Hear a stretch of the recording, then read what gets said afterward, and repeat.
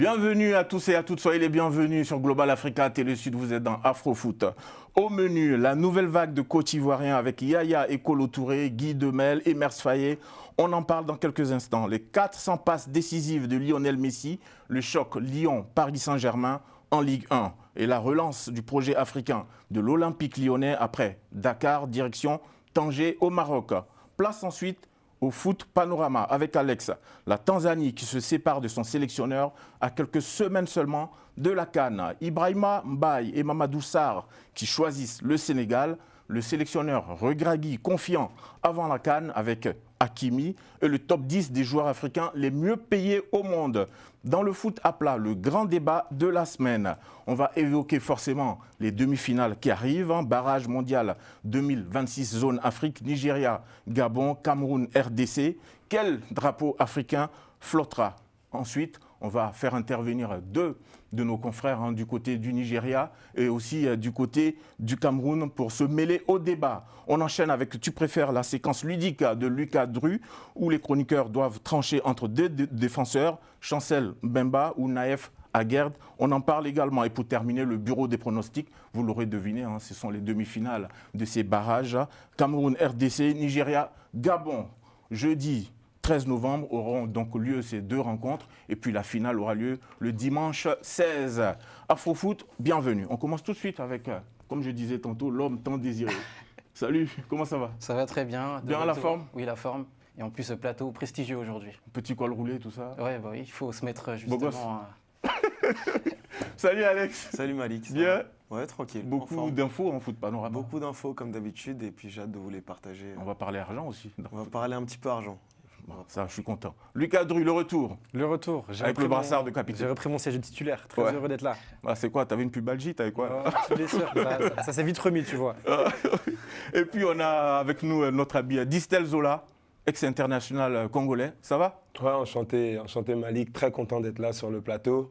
Est-ce que la RDC est prête là? Tu as des nouvelles? En tout cas, les nouvelles sont bonnes de Rabat et j'espère qu'ils vont faire le travail. En tout cas, je suis confiant. Et puis dans quelques instants, on va nous rejoindre encore un autre ex-international. Celui-là, il est du Gabon. Armand Ossé, ça arrive dans quelques instants, notamment dans le débat de la semaine. Tout de suite et maintenant, les amis, c'est le Cash Chrono.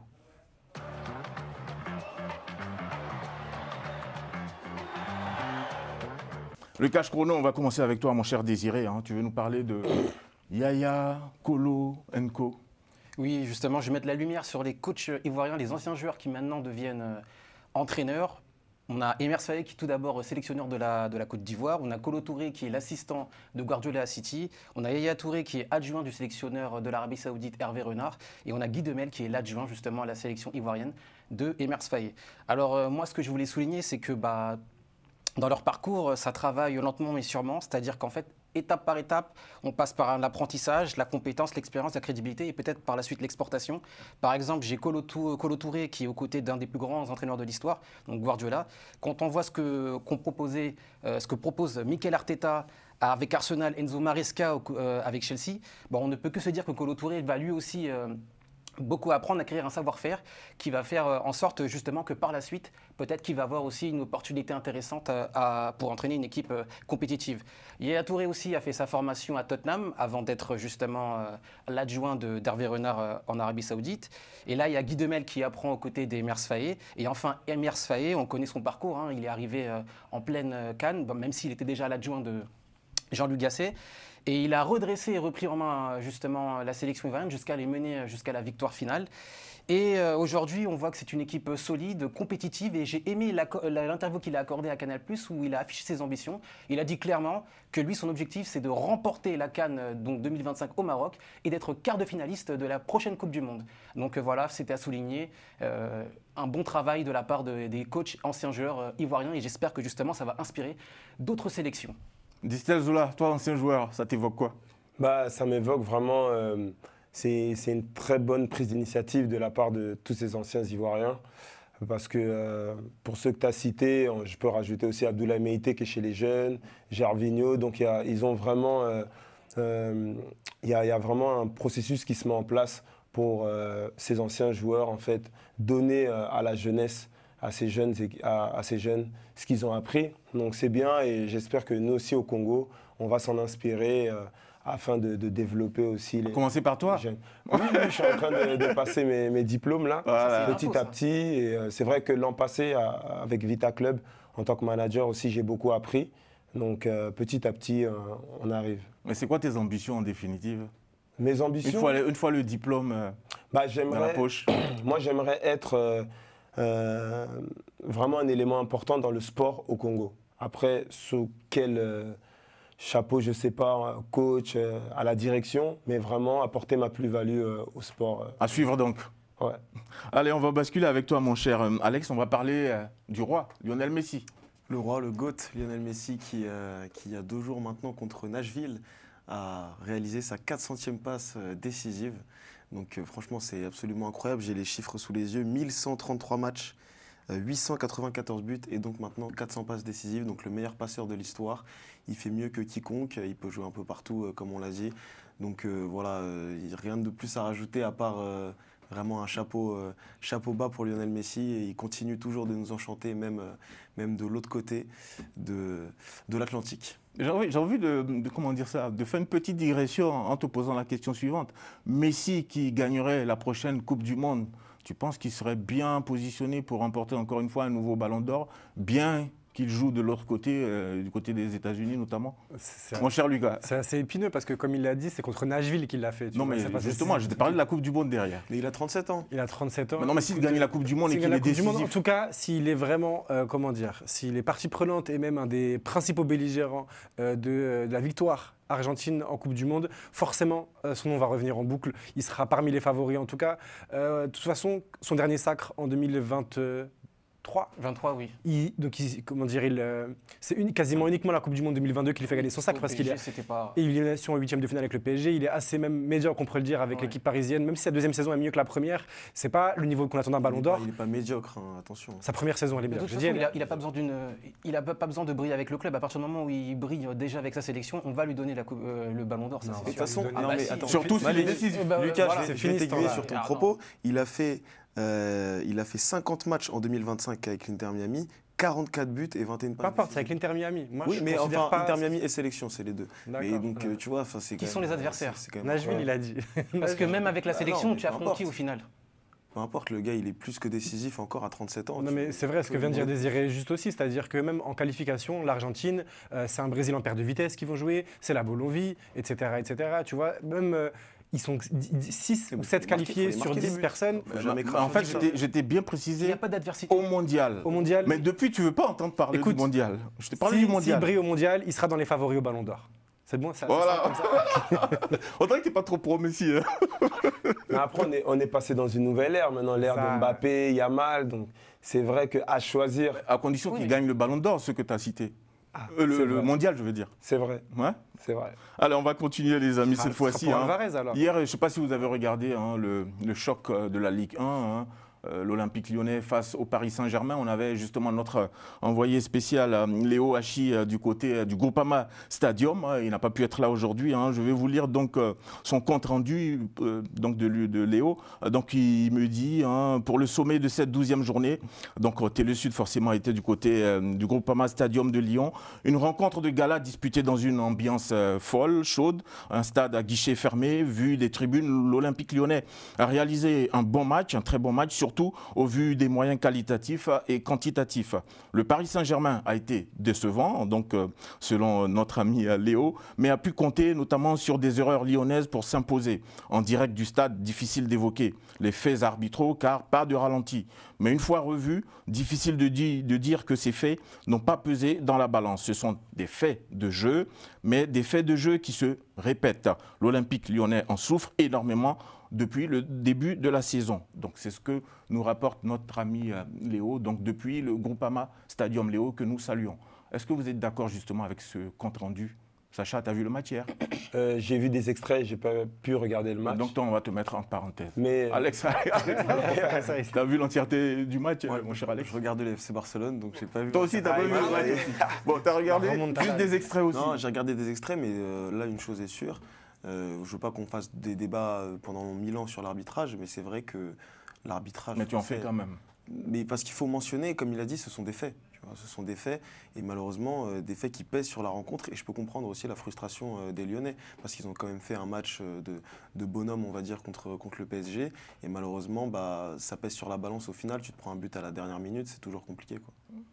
Désiré? Alors moi j'ai regardé le match du début jusqu'à la fin. T'es le plus sage. T'es le plus sage du plateau. Il faut travailler. Et du coup, effectivement, je trouve que les Lyonnais ont fait vraiment un bon match. Ils méritaient au moins le nul. Et c'était vraiment très très sévère. Et en plus, effectivement, il y a des décisions litigieuses concernant l'arbitrage qui, forcément, on va se tourner, on va se dire que c'est un peu pro-parisien. Voilà. Bah, c'est ton sentiment.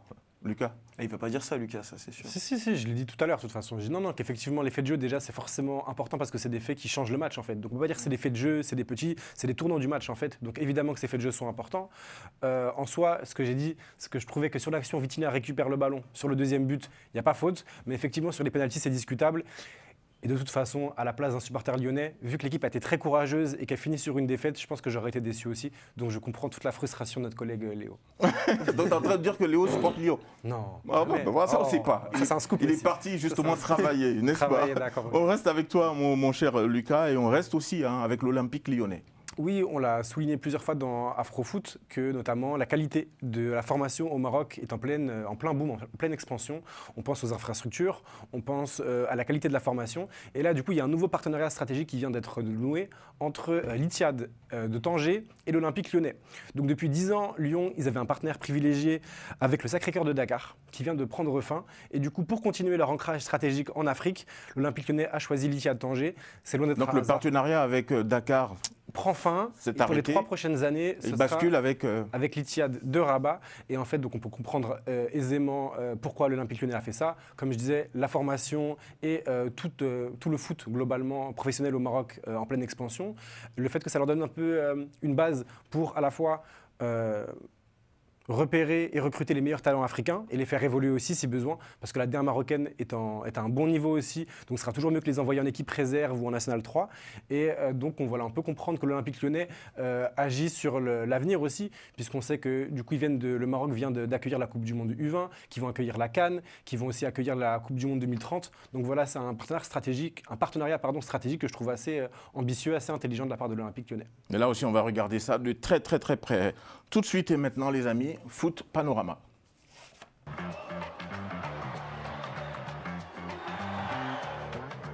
À ne pas oublier que dans quelques instants, on va évoquer justement dans le foot à plat les barrages du Mondial 2026. Et on va se poser la question de savoir quel drapeau africain flottera.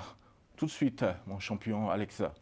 Malik, la semaine dernière, je vous avais parlé de Avram Grant qui était parti à l'amiable de son poste de sélectionneur de la Zambie. Et cette fois-ci, à quelques semaines encore de la CAN, c'est Ahmed Suleiman, le sélectionneur de la Tanzanie, cette fois-ci qui a été limogé par la fédération. Donc c'est une décision qui peut sembler un peu incompréhensible aussi tard soit-elle. Il sera remplacé justement par l'Argentin Miguel Gamondi qui assurera l'intérim juste pendant la compétition. Et je rebondis sur mon propos de la semaine dernière, à savoir que la Zambie cette fois-ci a trouvé donc un successeur pour Avram Grant, et c'est son ancien défenseur Moses Sikon qui assurera aussi l'intérim pendant la compétition africaine. Mais apparemment, il avait de bons résultats. Il avait de bons résultats. Il s'est même qualifié. Pour la CAN, 3e pour la Coupe du Monde derrière le Maroc et le Niger, avec 10 points. Donc 3 victoires, 1 nul, 4 défaites. C'était pas infamant non plus. Ouais, mais apparemment, ça a été jugé insuffisant parce qu'il visait au moins la 2e place devant le Niger. Le Niger était prenable en tout cas. Ils ont fini à 15 points. Ouais. Et vous connaissez son surnom? Oui, c'est le Marocco, le Marocain. Son père a été ambassadeur au Maroc, quelque chose. Voilà, c'est fou, hein. Et il participe pas à la CAN alors qu'il a qualifié l'équipe. Chez lui, Le sort est parfois cruel. Hein. Et on peut se demander, et Gamondi, qui a entraîné au Maroc aussi et en Algérie, on peut se demander s'il apporte vraiment une plus-value pour ce poste. Et ce qu'il faut rajouter aussi, c'est du coup c'est le 3e sélectionneur parce qu'il y a Pedro Gonçalves pour l'Angola, du coup Avram Grant pour la Zambie et là maintenant Ahmed Suleiman. Ça fait beaucoup déjà, à quelques semaines seulement de la Coupe d'Afrique des Nations. La suite. Prochaine brève, j'avais pensé à Ousmane en l'écrivant, puisque Mbaye et Mamadou Sarr... Ousmane qu'on salue, prompt rétablissement Ousmane. On salue. Ils ont choisi le Sénégal.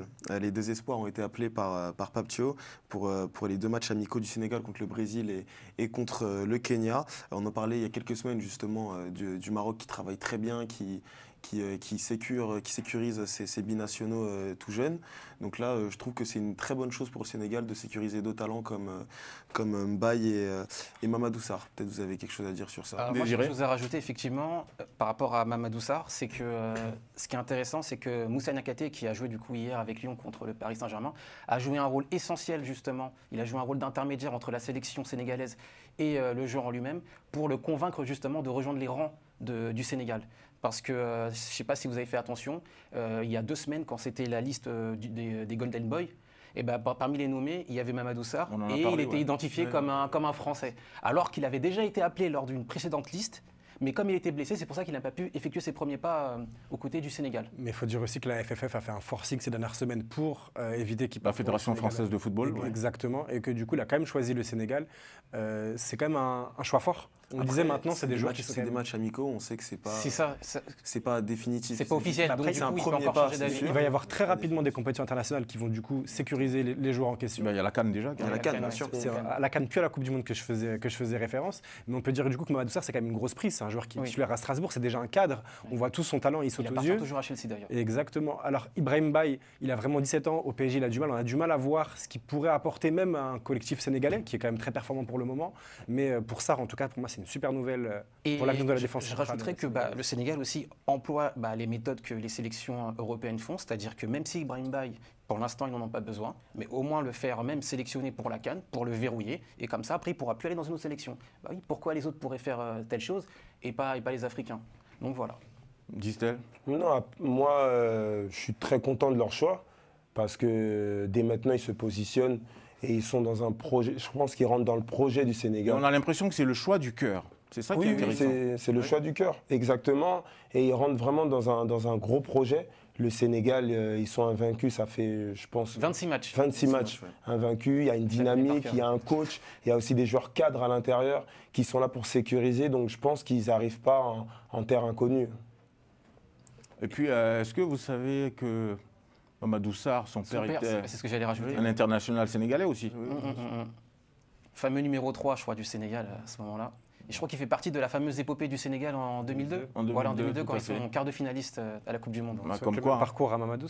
On lui souhaite le mieux, encore. Non, mais il a un très gros potentiel. Je pense que ce qu'on disait il y a quelques semaines. Non, mais c'est taille patron quand même. C'est taille patron. Quand il est dans la défense de Strasbourg, tu as l'impression que rien ne peut leur Voilà la différence. C'est des joueurs qui auraient pu faire du bien à l'équipe de France à terme. Donc vraiment, c'est un signal fort que le Sénégal ait mis la main sur eux. Et il a le brassard. Enfin, je ne sais plus s'il est vice-capitaine ou capitaine, mais je sais qu'il a souvent le brassard. Il a souvent le brassard avec Strasbourg.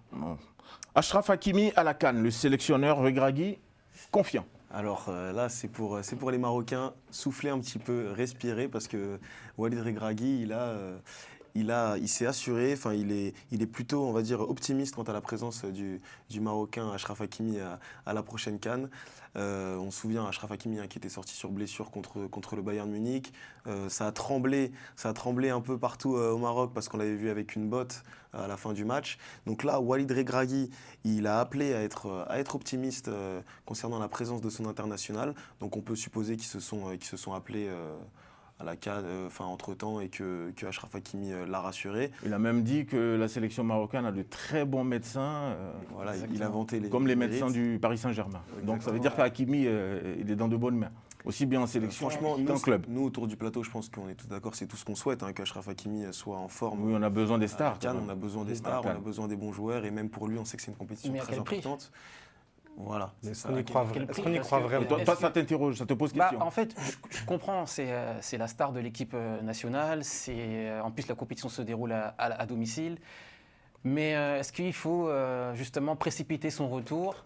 Ou alors, en ce cas, peut-être le sélectionner effectivement, mais qui ne soit pas en tout cas, qui ne joue pas directement les matchs quand il va être apte à jouer, parce qu'on parle, je crois, des 8e de finale qui ne seraient pas remis avant 6 à 8 semaines. Au moins les 2 premiers matchs. Voilà, au moins les 2 premiers matchs. Voilà. Mais moi, il faudrait faire un retour progressif, c'est-à-dire que... Mais quand bien même il arriverait au 8e de finale, il serait dans quel état de forme? C'est pour ça que pour moi, on doit lui faire rentrer à la rigueur en cours de jeu. C'est très bien que maintenant les joueurs ils jouent sous infiltration. Voilà, c'est ça. Distel, tu peux nous en dire plus? Bien sûr, bien sûr. Après, Achraf Hakimi, c'est un athlète hors pair, déjà. Et je pense que par rapport à la récupération, il va gagner du temps. Et entre le staff du PSG et le staff du Maroc et tous les moyens qui sont mis en place pour récupérer, je pense qu'il sera prêt pour la CAN. Bon. C'est un pari. Regragui a dit quand même qu'il serait avec eux soit dans les vestiaires, soit sur le terrain. Il rassurait beaucoup sur la présence d'Hakimi dans le groupe, pas tant que ça sur le terrain. Donc moi, je garderai une petite inquiétude quand même. Je suis assez inquiet sur sa présence, notamment à 100%. Dans tous les cas, il sera à la CAN. C'est ça. Après, sur la pelouse, Parce que c'est un peu l'âme de l'équipe. c'est une affaire à suivre. Exactement. Après, c'est une question de santé. Donc, on va voir comment tout ça évolue. Je pense que personne ne détient la vérité à ce jour. On va suivre ça de très près également. Le top 10 des joueurs africains les mieux payés. On va parler argent. Tu aimes ça, Alexa? C'est pas une priorité, l'argent, Il a c'est pas une réussi fin à en soi. déstabiliser. Là, tu m'as déstabilisé. Là. Non, l'argent, c'est pas une fin en soi, même si c'est important. Voilà, la phrase bateau. Voilà. La phrase service public. Le premier, c'est un Sénégalais, c'est Edouard Mendy, justement. 9e, Iñaki Williams, qui est très bien payé du côté de l'Athletic Bilbao, parce qu'à chaque fois, il le prolonge et il lui rajoute des euros en plus. 8e, justement, Achraf Hakimi. 7e, Franck Kessié. 6e, Omar Marmouche. 5e, Victor Osimhen. 4e, Mohamed Salah, il est seulement 4e. Et là, on rentre dans le top 3. Est-ce que vous avez une idée du top 3 ? Mané, Koulibaly, joueur qui joue en Arabie Saoudite. Alors, donc, il y a Koulibaly avec 34 millions et 700 000 euros par an. C'est énormissime. Si on peut faire un zoom sur Distel, là. Il fallait signer en Arabie C'est Saoudite, des là, Distel. chiffres faramineux. Mais, Et on n'a pas dit Mahrez, je pense qu'il y a ouais, Mahrez, Koulibaly, Mahrez. j'allais dire aussi ouais. Mais il n'a pas Mahrez fini. aussi. Il a pas fini. Non, mais c'est Il nous a dit de deviner, Non, donc à moi, partir de j'ai là. donné. j'allais Donc, il a donner dit non, il n'y a pas Mahrez. Mané. ok. Malik, tu choisis bien, c'est pas par hasard que c'est des experts du football, parce que deuxième, justement, Sadio Mané, 40 millions voilà. d'euros. Et Riyad Mahrez, Voilà, premier. il va trouver. Là, moi-même, ça m'a surpris. Ça t'a glacé. 52 millions d'euros, il prend Riyad Waouh, Mahrez. Ah, ça- 2 millions d'euros ça par an. m'étonne pas. Incroyable. Énormissime. C'est pour ça que Après, les gens bravo vont à en eux. Arabie hein, Saoudite. il À le l'Arabie mérite sans doute. Saoudite. En plus, Riyad, moi j'ai joué avec lui au Havre. Ah, On a oui, joué ok. 2 ans Ok. ensemble, donc on est toujours aussi. Au Havre, aussi tu prenais proches. combien? Ah, c'était pas ces chiffres-là, ça on va garder pour nous, mais c'est vrai qu'aujourd'hui. T'as pas répondu à la question, j'ai dit tu prenais combien, t'as pas dit. Ah, ça, je le garde pour moi. Ah, tiens, Mais d'accord. c'est vrai qu'aujourd'hui, avec. Le football a évolué vraiment, c'est le foot business. T'aurais Puis voulu le jouer projet- actuellement là ou Bon, oui Tu et acceptes non, ce- tu oui et acceptes- non, parce que ce que je dis, c'est chaque chose en son temps. À l'époque aussi, nous aussi, on était bien. Mais maintenant, c'est vrai que c'est passé dans une autre dimension. Et ce projet en Arabie Saoudite, qui a attiré beaucoup de joueurs, c'est vraiment un projet global du pays. Donc c'est bien. toi en tant que joueur, tu serais parti en Arabie Saoudite aujourd'hui là, si tu avais, je sais pas moi, 25 ans, 25 ans, je pense pas, peut-être un peu plus. 27. vu les salaires et tout ça. Oui, après, c'est un choix de vie, c'est un choix de carrière. Mhm. Après, chacun a ses ambitions. Je pense que Riyad, quand il va en Arabie Saoudite, c'est parce qu'il a tout gagné en première ligue et il a besoin d'un autre challenge. Et même en sélection. Oui, en sélection il y a aussi. la CAN. Donc voilà, il se dit qu'il peut y aller calmement, profiter, mais en restant professionnel. Après, juste, je rajoutais un petit truc. Si on élargit de manière plus globale, je trouve ça bien que. Bien oui et non, enfin tout est relatif, mais je veux dire, c'est pas plus mal non plus que des joueurs africains gagnent autant, parce qu'on sait qu'auparavant, les salaires des joueurs africains, comparés aux joueurs européens, que ce soit en Arabie Saoudite, à l'étranger ou quoi que ce soit, c'était toujours un peu inférieur. Là, quand même, on a des joueurs qui gagnent plus de 30-25 millions d'euros par an. Je trouve que c'est un message envoyé qui est positif dans la valorisation des joueurs africains. Merci mon cher Alex pour toutes ces précisions. À présent, on va basculer dans le débat de la semaine, le foot à plat. On va parler des barrages donc mondial 2026. Quel drapeau africain va flotter parce qu'on a la RDC, pêle-mêle, le Cameroun, le Gabon et le Nigeria qui vont s'affronter dans une demi-finale. C'est le débat qui arrive, ça s'appelle le foot à plat.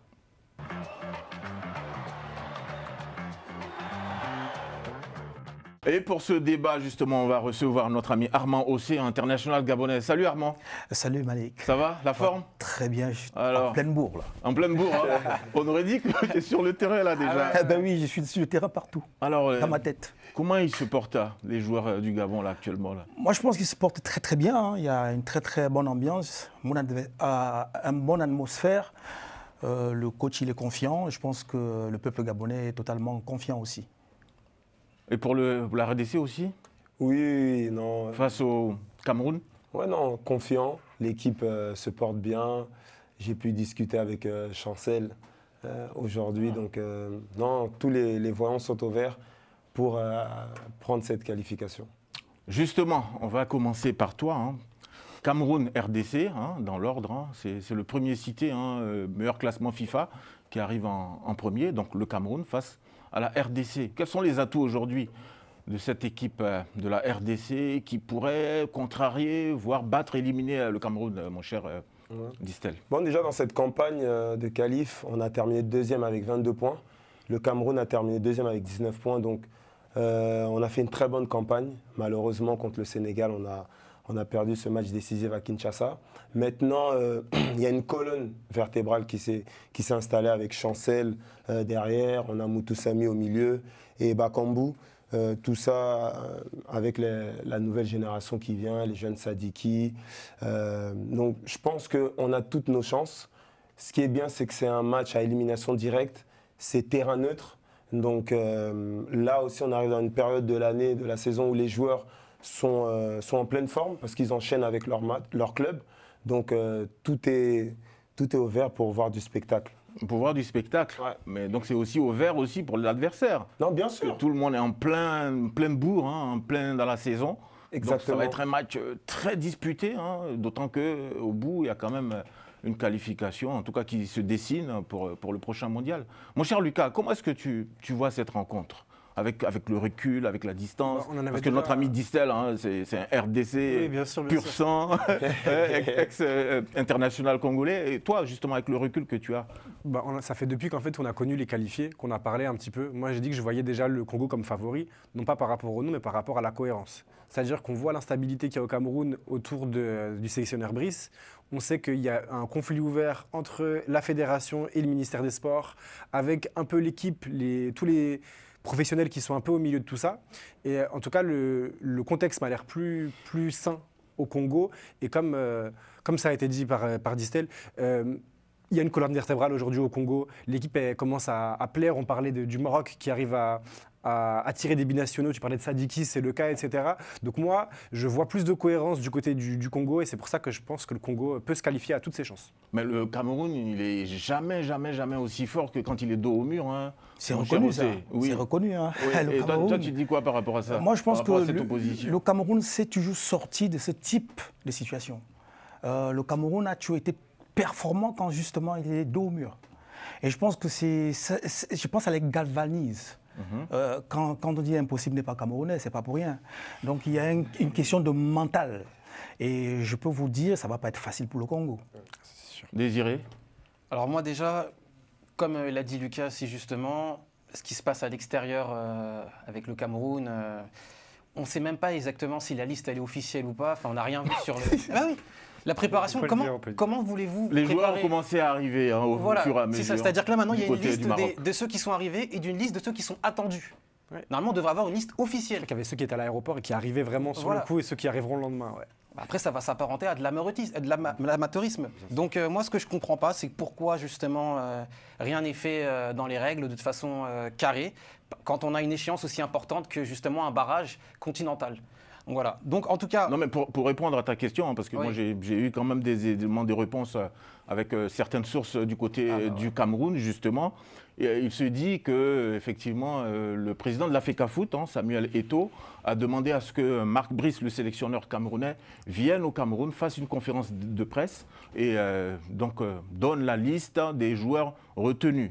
Chose qu'il n'a pas. Comme c'est le cas partout quand même. Comme c'est le cas partout, Merci. chose qu'il n'a pas acceptée. Il a préféré justement rejoindre directement le Maroc depuis la Belgique, j'imagine, hein, ou parce qu'il est Il était en belge. Belgique et il a Aller dit- directement du côté de la Belgique et faire une conférence de presse sur place au Maroc. Ou alors, il avait proposé de faire une conférence de presse depuis visioconférence. la Belgique en visioconférence, chose que la FECAFOOT, la Fédération camerounaise de football, n'a pas acceptée. C'est les informations dont je dispose à l'heure où justement nous enregistrons. Et aussi, ce qui est incroyable, c'est qu'il y a des joueurs qu'on nous annonce potentiellement sélectionnés, comme Kofan, le Bayer Leverkusen. Kofané, pardon. Il a fait, le Bayer Leverkusen a fait un communiqué hier, officiel, comme quoi il serait dans la sélection.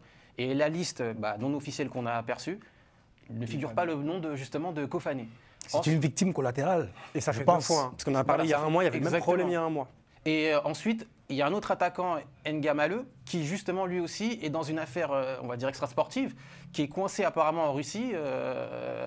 Il joue au Dynamo Moscou par rapport à une histoire d'adultère avec sa copine. Donc moi, je ne comprends pas comment les Camerounais justement travaillent pour se mettre en condition pour justement bien figurer dans ces barrages. Maintenant, bonne nouvelle peut-être pour la RDC, qui va pouvoir profiter de ce climat justement pas favorable et justement se hisser pour la finale. Et c'est là où justement, Armand Ossé, tu dis que le Cameroun, il reprend des forces. Quand ils se retrouvent dans un climat aussi difficile, aussi improbable, c'est là où les Camerounais justement se disent il y a tout le monde entier qui est contre nous, on va sauver la nation. C'est historique, hein, c'est reconnu. Et ça, on le sait. C'est pas caché. Le Cameroun a toujours eu ce type de soucis internes. C'est pas aujourd'hui. Et c'est une habitude. Et aujourd'hui, c'est quelque chose quand même de rocambolesque, puisque c'est un conflit ouvert entre Samuel Eto'o, le président de la fédération, et le ministère. Marc Brice, il est payé par le ministère. Du coup, il va du côté du ministère. C'est quand même incroyable, une sélection camerounaise qui a 2 staffs. Et incroyable que l'entraîneur adjoint officiel soit dans les tribunes. Donc aujourd'hui, tout à l'heure, il parlait de qu'il n'a pas reçu l'accord justement de la Fédé pour être sur le banc. Et il faut rappeler aussi qu'il est congolais aussi. Il est congolais aussi. Exactement. Exactement. Et tout à l'heure, il parlait du joueur de Leverkusen, Kofané. Samuel Eto'o est allé le rendre visite récemment. Donc pour Samuel Eto'o, il était sélectionnable. Et donc pour moi, c'est une victime collatérale de ce conflit ouvert. Donc à ce jour, Kofané, il est sélectionné ou pas? Il a appelé, convoqué ou pas? Marc Brice ne l'a pas appelé. Ça fait 2 fois qu'il est censé être sélectionné et que lui et son entourage sont obligés de démentir pour dire non, on n'a pas reçu de convocation. Ça fait 2 fois, là, il y a 1 mois et demi, la dernière fenêtre internationale, il y avait déjà eu ce problème. Donc vous êtes en train de me dire que la fédération souhaite que Kofané soit camerounais, donc joueur camerounais sélectionné, et de l'autre côté, l'entraîneur Marc Brice ne le convoque pas. Comme dit Désiré, peut-être parce que c'est Eto'o qui l'a directement... Il y a même une vidéo où on les voit discuter tous les deux. Peut-être qu'ils n'ont pas aimé cette mise en scène, cette communication, et que du coup ils veulent le faire payer à Kofané. On ne sait pas, on n'est pas dans les secrets, mais effectivement ça paraît assez... En tout cas, vu en plus le besoin qu'ils ont au poste de 9, ça paraît aussi assez incroyable qu'ils ne soient pas sélectionnés vu ce qu'ils montraient à Leverkusen. Donc c'est assez... même sportivement, du coup, ils s'affaiblissent à cause de ça. Donc c'est vrai que ça fait vraiment une atmosphère assez complexe autour de la sélection camerounaise. Mais en tout cas, pour terminer sur l'historique en tout cas des confrontations, on dira juste que le Cameroun face à la RDC, c'est zéro défaite. Donc sur le plan purement sportif... Sur combien de matchs?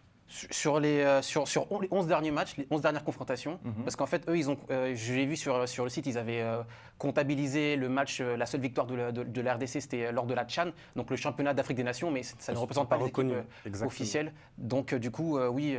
Non, les équipes A, tu veux dire? Ouais, les équipes A, voilà, les équipes A. Donc du coup, oui, le Cameroun est invaincu face à la RDC.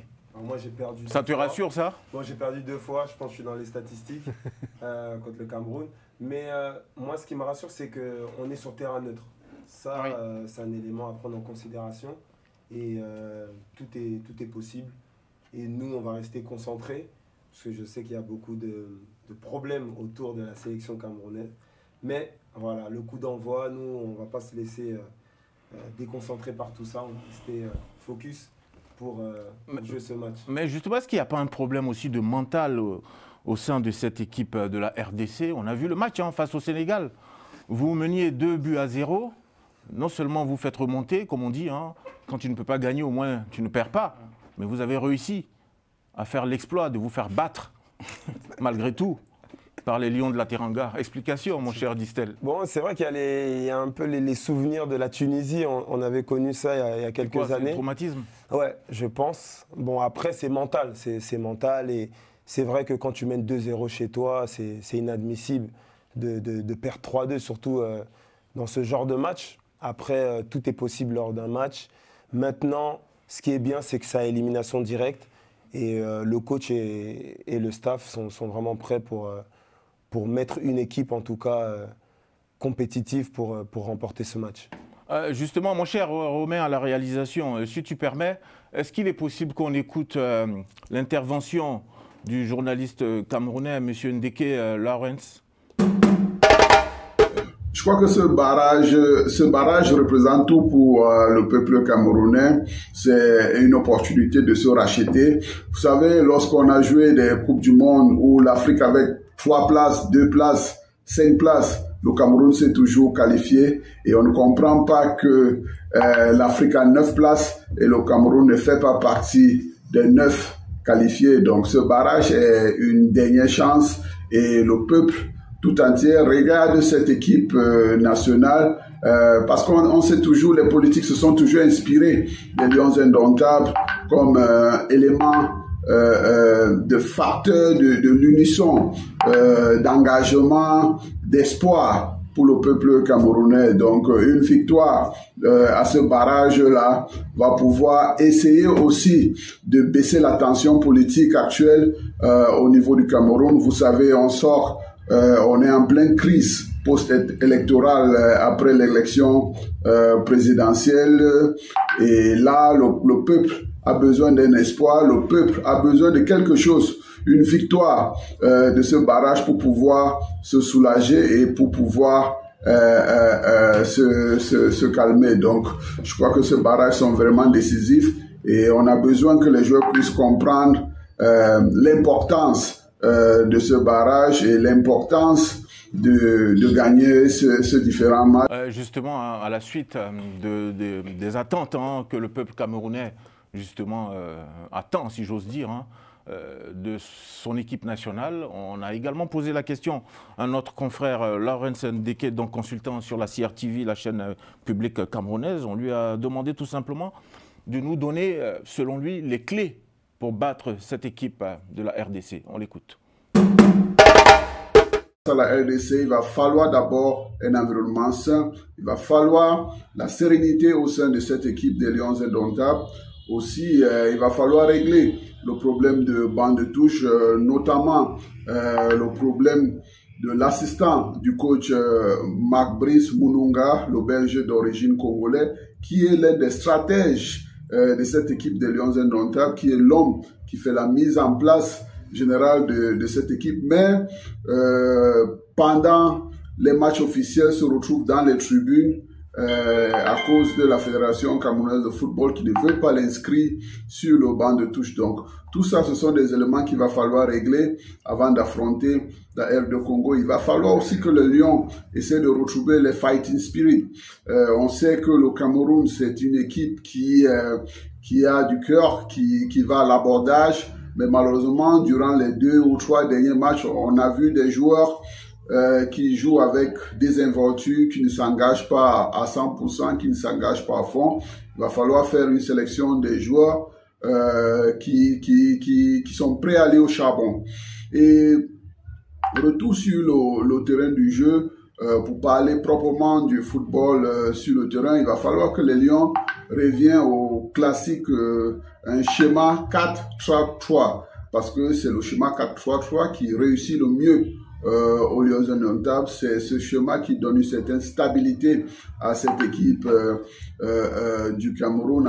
Alors Armand, ces réactions de après justement l'intervention de notre confrère? C'est très marrant le fait qu'il parle tactique, il donne déjà sa stratégie à lui. C'est ce qui fait aussi le charme du football. Tous les Camerounais sont des coachs potentiels.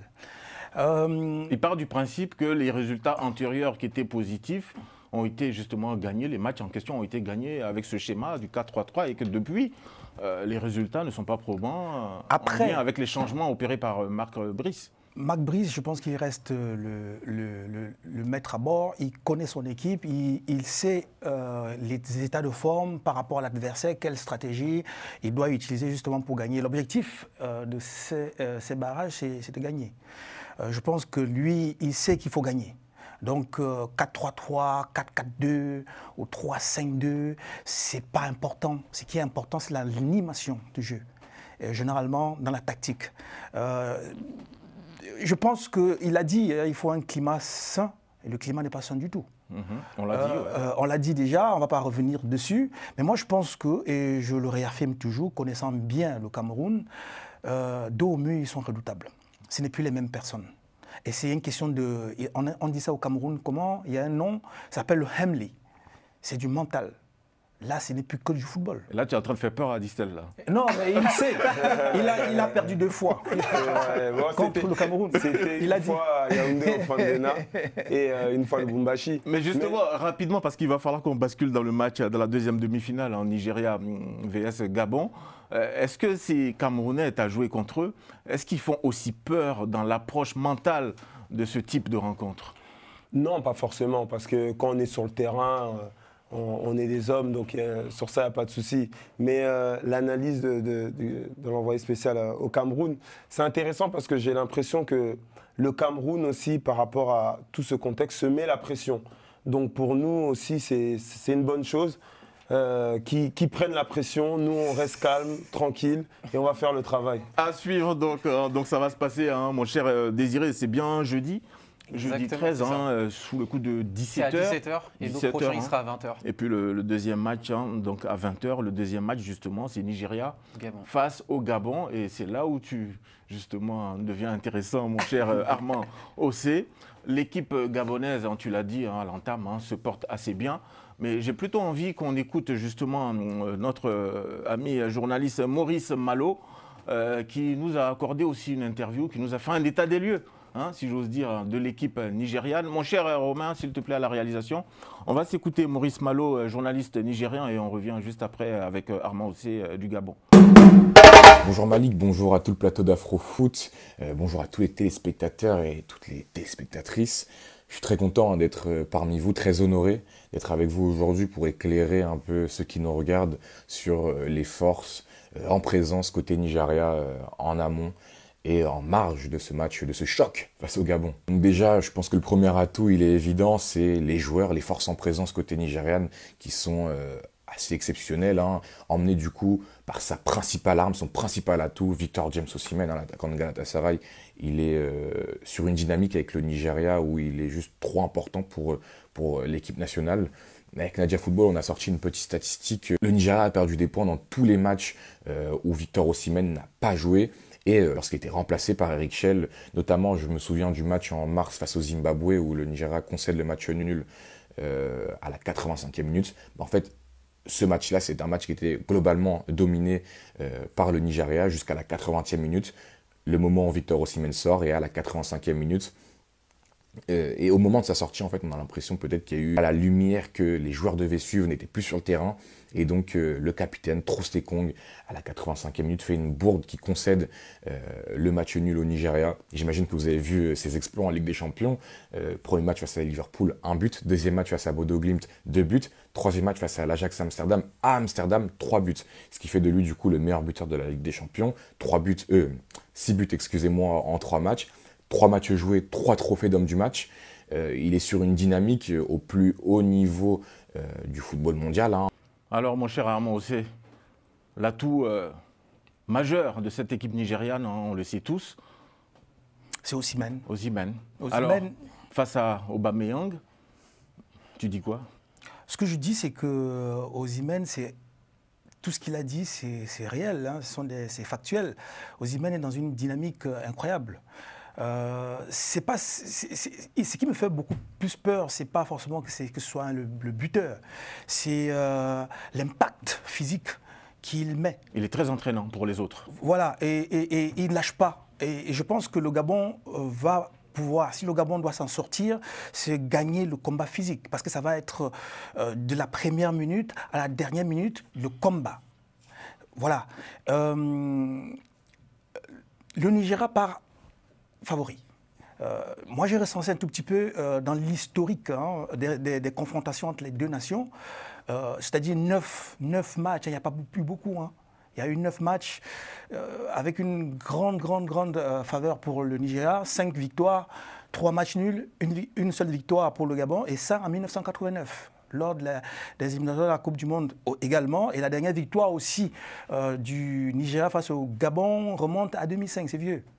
Et il y a eu aussi un match qui m'avait beaucoup marqué, c'était en 1994, lors de la première qualification du Gabon pour la Coupe d'Afrique des Nations, perdu contre le Nigeria 3-0. À l'époque, il y avait un phénomène, un buteur qu'on appelait Rachidi Yekini. C'était aussi une machine à compression. Bon, aujourd'hui, la donne a complètement changé.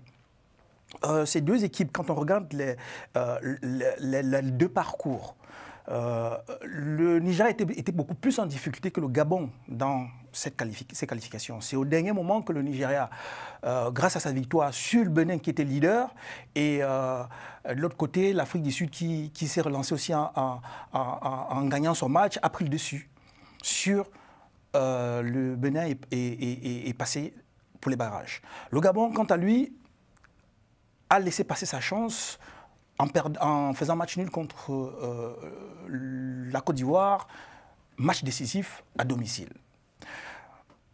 Par contre, le Gabon reste sur une grande dynamique aussi dans ses qualifications avec ses derniers matchs, notamment sa victoire contre la Gambie, le retour aussi en force de Pierre-Emerick Aubameyang qui a fait un quadruplé. La dynamique, elle est positive. C'est deux dynamiques similaires. Donc, pour moi, il l'a dit Distel tout à l'heure, nous sommes dans un barrage. On n'est pas là pour calculer. On est là pour aller au combat. Il n'y a pas de stratégie. Il n'y a pas de stratégie. Le combat. C'est le combat. Voilà. Et il n'y aura pas... Il faut des hommes. Hein. On sait très bien que pour une équipe de football, il faut de la stratégie. Tout ça, on le sait. C'est le matelas. Mais derrière, si mentalement, on n'y est pas, on ne passera pas. C'est qui aussi, j'avais aussi envie de préciser une chose. L'entraîneur du Gabon, Thierry Mouyouma, ça fait 2 ans qu'il est là. Et il a pris l'équipe dans un contexte politico, un peu sportif, politico, si vous voulez, on peut l'habiller comme on veut, où on a voulu internaliser, c'est-à-dire nationaliser plutôt le poste d'entraîneur. Il est arrivé, c'est le meilleur choix, c'est le meilleur Gabonais sur le marché. Et ces débuts ont été un peu difficiles, notamment sur sa posture, sa prise de position, sur son intransigeance sur la discipline. Il a exclu des joueurs cadres. Il les a sortis complètement. L'équipe a gagné en sérénité. Les joueurs ont adhéré à son projet. Il a réussi à fédérer les cadres. Pierre-Emerick Aubameyang, il est allé le voir parce que c'était assez compliqué les débuts. Tous les autres cadres qui étaient mis de côté sont revenus et se sont pliés à ces exigences-là. Tout ceci pour dire que le cadre est sain. Il a réussi cela. Et même s'il n'a pas une profondeur de banc de touche, il y a quand même des joueurs qui tirent vers son sens. Et ça, c'est pas rien. Il va falloir avoir un bon banc aussi, hein, justement, pour ce type de match. Ça peut aussi compter. C'est limité. Est-ce que ce ne sera pas finalement ça le petit manque de cette équipe gabonaise, mon cher Lucas? Ça peut l'être, mais moi je ne crois pas. Je pense, comme ça a été dit, c'est beaucoup le sang-froid qui jouera parce que le Gabon, c'est un peu inédit pour eux de se retrouver dans cette situation, alors que le Nigeria a plus l'habitude.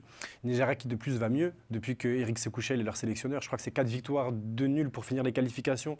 Donc ils sont passés d'équipe en très mauvaise posture à équipe qualifiée pour les barrages en tant que meilleur deuxième. Donc il y a des dynamiques, on va dire, qui sont bonnes des deux côtés. Mais moi, je penche aussi pour le Gabon parce que voilà, je pense que... On va faire le bureau des pronostics tout à l'heure. D'accord. Mais donc pour faire les forces en puissance, je dirais que surtout sur le Nigeria, moi ce qui me dérange, c'est qu'on a parlé, le collègue journaliste en a parlé, Osimhen cartonne, Lookman revient, etc. Il y a une grosse concurrence en attaque. Par contre, je trouve que derrière, c'est plutôt faible au Nigeria. Et je pense que vu les attaquants, vu les ressources qu'a le Gabon, je pense qu'ils peuvent leur faire mal. Mon cher Désiré, ton sentiment? Moi, effectivement, je pense que le Nigeria est mieux armé mentalement, parce qu'ils ont plus l'habitude de ces séances-là. C'est nouveau pour le Gabon. Et bon, même si effectivement il y a le retour des cadres comme Aubameyang, parce que Mario Lemina aussi avait été mis de côté, il y a Denis Bouanga aussi qui est là. L'effectif est forcément plus riche du côté nigérian. Il l'a rappelé, Lookman, Osimhen, il y a aussi Akor Adams, Moses Simon, même si c'est vrai qu'en défense c'est un peu plus fébrile. Je dirais que... Mais en défense, Roby, il y a quand même le capitaine Ekong, oui, il y a comment il s'appelle, le joueur de Fulham, Bassett, c'est ça? Ça tient quand même la route. Hein. Oui, mais quand on compare par exemple avec la défense devant, tu vois les noms qu'ils ont devant. C'est-à-dire qu'il y a quand même une disparité en fait. Il y a un manque d'homogénéité dans... C'est ça, voilà. Quand on compare par exemple par rapport au Sénégal, le Maroc ou même la Côte d'Ivoire, voilà, qui n'a pas encaissé de but lors de cette phase éliminatoire. Donc, c'est pour avec ça la Tunisie aussi. Avec la Tunisie également. Oui, il faut penser à tout le monde. Et donc c'est pour ça qu'effectivement, moi, on fera le bureau des pronostics après, mais je pense que le Nigeria a plus de certitude. Distel. Plus de choses à perdre aussi. Moi, personnellement, vos analyses, elles sont pertinentes. Mais ce qu'a dit Armand, c'est intéressant parce qu'aujourd'hui, le sélectionneur gabonais, il a réussi à créer un groupe. Quand je vois qu'il y a les vieux loups, hein, et Kwele Manga, Obam qui sont là, accompagnés avec les Lemina, Obiang, il y a vraiment un groupe. Et c'est vrai que les Nigérians sont des joueurs très techniques, qui sont capables. On connaît les Super Eagles, ça date pas d'hier. Ouais. Donc ça va être un match ouvert. Et moi, je mets une pièce quand même sur les Gabonais. Parce que c'est une génération Moi, j'ai eu la chance de jouer avec Obama, aussi Obiang, et je sais qu'ils sont très soudés. Et puis la dynamique aussi, ils sont sur une dynamique, le quadruplé d'Obama. Il y a ça aussi qu'il faut prendre en considération, les dynamiques d'équipe. Ça, c'est très important. J'ai l'impression qu'on va finir aux prolongations sur ces 2 matchs. Hein. J'ai peur que ça se joue au tir au but. C'est vrai que c'est peut-être l'équipe du Gabon, peut-être la plus forte de son histoire. Parce qu'effectivement, ils ont fini quand même à 25 points derrière la Côte d'Ivoire qu'on avait 26. C'était le meilleur Très deuxième. fort. Et quand même 25 points et se dire qu'on est barragiste, c'est vraiment très, très regrettable. Mais ils ont leur carte à jouer. Et justement, est-ce que vous ne pensez pas que l'équipe qui va sortir vainqueur de ces barrages aura quasiment beaucoup de chances d'être le 10e pays représentant l'Afrique. Hein, parce qu'après ça, il y a encore un autre match face à d'autres équipes de d'autres continents. Hein, parce que c'est pas fini. Hein. Ouais. Une fois qu'on sort gagnant de ces demi-finales, il y a la suite après. Hein. On pourra avoir un Nigeria-Bolivie, par exemple. Et je ne vais pas faire de jaloux, un Gabon-Bolivie ou RDC-Bolivie ou Cameroun-Bolivie. Par exemple, c'est possible. Mais est-ce que finalement, vous ne pensez pas que l'équipe qui sortira vainqueur de ces barrages, l'équipe africaine s'entend, aura davantage de chances d'être au Mondial 2026, mon cher Lucas? Ah si, je pense que quelle qu'elle soit, elle sera favorite et elle doit se qualifier. On a vu tout à l'heure, on regardait ensemble les adversaires potentiels, donc ça va être soit le 7e de la zone Amérique du Sud, soit l'Amérique centrale ou Asie-Océanie. Les candidats potentiels, pour moi, n'ont le niveau d'aucune des 4 équipes dont on vient de parler. Donc pour moi, ça serait très décevant si l'équipe qui sort vainqueur des 4 qui restent ne se qualifie ensuite pas pour la Coupe du Monde. Merci les amis pour ce débat. On va suivre ça avec beaucoup d'intérêt. Ça va démarrer donc le jeudi 13 à 17h. On aura donc Cameroun-RDC et Nigeria-Gabon dès 20h. En cas de match nul, il y aura donc des prolongations et éventuellement des tirs au but donc, pour ces 2 rencontres. Et puis la finale aura lieu donc le 16 du côté donc toujours du Maroc, terrain neutre pour ces 4 équipes et que le meilleur gagne. Tout de suite et maintenant, on va détendre un peu l'atmosphère. On va partir par le tu préfères.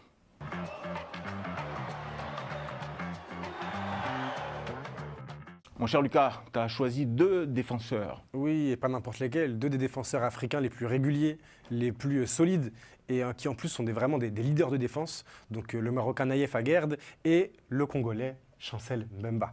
Donc, on va commencer par le Marocain. Il a 29 ans, il est formé à la fameuse Académie Mohamed VI. Il débute en pro au FUS de Rabat avant de se révéler en Ligue 1 à Dijon, avant d'exploser avec Rennes où il devient une des références du championnat de France. Ses bonnes performances lui permettent de découvrir la Première Ligue à West Ham, où il commence par s'imposer directement avant de connaître des soucis de blessure qui vont lui faire perdre peu à peu sa place. Et il va du coup être prêté une saison à la Real Sociedad, où ça va aussi très bien se passer, puisqu'en fait, on va voir, c'est une constante dans la carrière d'Aguerd. Quand il est sur 2 jambes, il joue. C'est uniquement les blessures qui le freinent à droite et à gauche. Donc malgré ça, il gagne la confiance de ses coachs et l'Olympique lyonnais l'a recruté cet été où il a immédiatement stabilisé la défense. Marseille. J'ai dit lyonnais, ah oui, c'est les Olympiques, désolé. Non, évidemment l'Olympique de Marseille où il a immédiatement stabilisé la défense. On voit que par rapport à la défense marseillaise de l'année précédente, il y a une vraie différence et par ses relances précises, par sa sérénité, on voit que Aguerd, quand il est là, vraiment la défense marseillaise, elle trouve une sérénité qu'elle n'avait pas depuis peut-être le départ de Chancel Mbemba. Au cours de ses 41 sélections avec les Lions de l'Atlas, il est titulaire pour les CAN 2019 et 2023. Il a participé aussi à l'épopée de la Coupe du Monde 2022 et à chaque fois, quand il rate des matchs, c'est uniquement pour cause de blessures. Voilà, c'est un peu le point noir d'Aguerd qui sinon est un défenseur qui est très sous-coté et qui est vraiment un défenseur qui a été formé au milieu de terrain, donc très technique, très à l'aise avec le ballon et qui peut faire absolument plein de choses sur un terrain. Face à lui, Chancel Mbemba, donc 31 ans, formé principalement au club MK Étanchéité de Kinshasa. Il débarque très jeune à Anderlecht et, chose rare, il signe ses premières sélection en A avec les Léopards avant même d'avoir débuté en pro, tellement il était prometteur. Il effectue 2 saisons pleines avec Anderlecht. Il remporte au passage le championnat de Belgique en 2014 avant d'être transféré à Newcastle où il s'impose immédiatement comme titulaire mais voit son temps de jeu se réduire progressivement. Il joue notamment, il a connu la Championship avec Newcastle, c'est une époque un petit peu difficile. Et après Newcastle, il est parti jouer à Porto, où pendant 4 saisons, il a été vraiment très très solide. Ça a été une des références à Porto. Il était tout le temps titulaire dès qu'il était sur ses 2 pieds lui aussi. Et il a remporté par exemple tous les trophées nationaux possibles, coupe, championnat, supercoupe, etc. en étant titulaire à chaque fois. À Marseille, il a réalisé 2 premières saisons qui étaient assez impressionnantes, où il a lui aussi été le meneur de la défense de Marseille, même plusieurs fois décisif, notamment en Ligue des Champions, avant d'être de façon assez inexplicable pour des raisons extra-sportive, placé sur le banc pendant un an. Et là, il est revenu à Lille cette année, où il a déjà joué une dizaine de matchs. Et on le voit peu à peu reprendre son niveau. En sélection, Mbemba, c'est 81 participations avec l'équipe nationale. Il a participé à 5 CAN depuis 2013. Il n'en a manqué aucune, à part celle où la RDC n'était pas qualifiée, atteignant notamment la 3e place en 2015. Donc voilà, c'est des joueurs qui se complètent très très bien, avec des bons jeux de passe, tous les deux des fortes personnalités et qui peuvent mener une défense des vraies références. Je voudrais savoir lequel vous préférez parmi les deux. Armand Ossé, tu choisis qui comme défenseur central dans ton 11? Ah oui, dans mon 11, c'est Mbemba tout de suite, ça, pour sa... Il a dit tout de suite. Pour sa combativité d'une, pour l'homme qu'il est, pour son impact dans son équipe et la capacité aussi à créer le surnombre et son jeu offensif. C'est quelqu'un qui est pratiquement complet. Il a dit, hein, je ne sais pas pour quelle raison, je ne savais pas que de nos jours on pouvait faire ce qu'a fait Marseille avec un tel joueur. Une parenthèse. Là, tu choisis Mbemba. Hein. Une telle dynamique, je choisis Mbemba. Là, j'ai voulu juste... non, mais Distel, c'est pas la peine qu'on lui demande, d'accord. tu joues pas là. Désiré. Moi, je choisis Mbemba. C'était d'ailleurs mon premier cash chrono quand je suis arrivé dans cette émission. Parce que c'est un joueur que j'affectionne déjà, mais en dehors de cela, c'est quelqu'un qui est hyper combatif, qui est un leader. Il transcende son équipe, il les guide. Et même ses interviews aussi d'après-match, elles sont hyper intéressantes. Donc moi, franchement, sur le terrain, je pense qu'il est complet. Et par contre, il aurait fait une très bonne paire avec Aguerd, hein, parce que aussi Aguerd, pour moi, ils sont complémentaires, parce que Aguerd, une bonne qualité de relance, tu l'as dit, il a débuté au milieu de terrain, et une bonne qualité de relance. Mais je préfère quand même Mbemba, parce que pour moi, en plus à Porto, c'est là où j'ai vu ses meilleurs matchs en Ligue des Champions. Parce que moi, en fait, je me fie beaucoup à la Ligue des Champions pour savoir le niveau d'un joueur. Tu fais comme Deschamps. Voilà, parce qu'en compétition internationale, donc Coupe du Monde ou Cannes, en fait, ce n'est pas forcément révélateur du vrai niveau d'un joueur. C'est-à-dire qu'en fait, on se transcende pour la patrie et donc on se sublime, on ose son niveau. Et tout est décuplé. Et voilà, tout est décuplé. Voilà. Alors que la Ligue des Champions, c'est la vie en club, c'est la réalité. Maintenant, à l'instant T, c'est vrai que sur la forme du moment, Aguerd est devant Mbemba, parce qu'on l'a dit, pendant un an, il n'a pas pu jouer avec Marseille.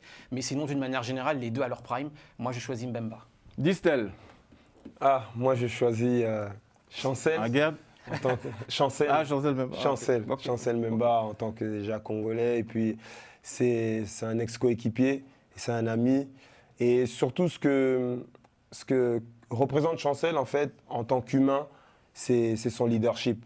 Et aujourd'hui, je pense que c'est lui qui est le fer de lance de notre équipe nationale.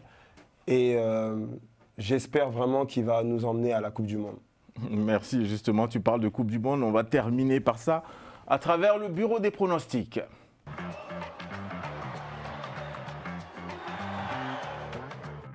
Alors les amis, vos paris secs. Cameroun, RDC. Distel. 2-1 pour la RDC. Lucas. Même chose, 2-1 pour la RDC. Mon Dieu. 1-0 pour la RDC. Waouh. 2-1 pour le Cameroun. Ça fait 3 contre 1. Franchement, j'aurais pas cru ça. Moi, on a déjà parlé, j'ai suivi les... Non, mais vous avez donné vos arguments précédemment déjà. Voilà. Nigeria face au Gabon. Distel. 3-1 pour le Gabon.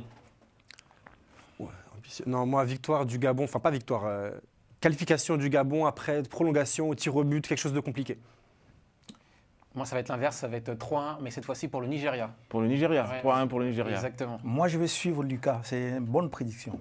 Je pense que ça va être très difficile et ça va aller très loin. Et moi, je pense que le Gabon va se qualifier. Jusqu'au bout de la nuit. Voilà. Merci les amis d'avoir été présents dans Afrofoot. Aujourd'hui, on a pris beaucoup de plaisir justement à présenter, à préparer et réaliser cette émission. On espère que vous aussi, vous avez pris beaucoup de plaisir à nous suivre. N'hésitez pas, faites des commentaires gentils, s'il vous plaît. Et même quand c'est pas bien, dites-le gentiment. Voilà, on en tient compte. Merci Distel. Merci Armand. Merci. Et puis on espère vous revoir.